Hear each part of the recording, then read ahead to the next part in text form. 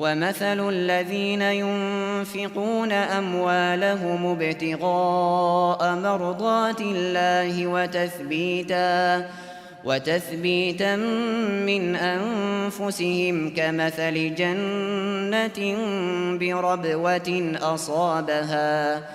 أصابها وابل فآتت أكلها ضعفين فإن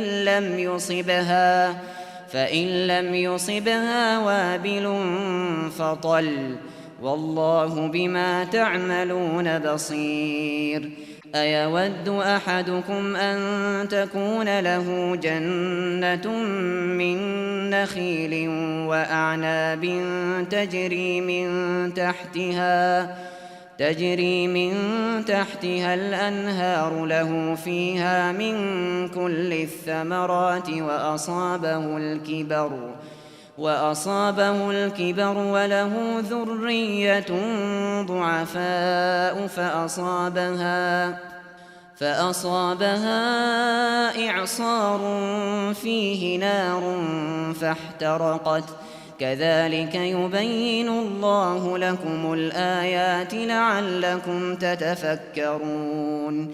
يا أيها الذين آمنوا أنفقوا من طيبات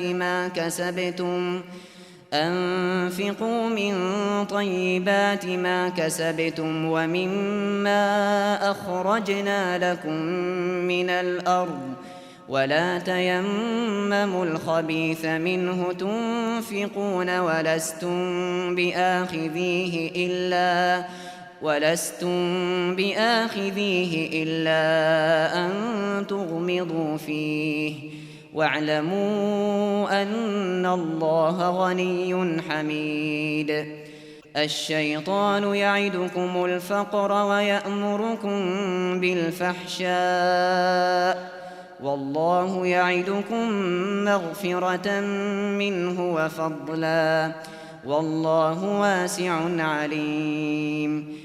يؤتي الحكمة من يشاء، ومن يؤت الحكمة فقد أوتي خيرا كثيرا، وما يذكر إلا أولو الألباب.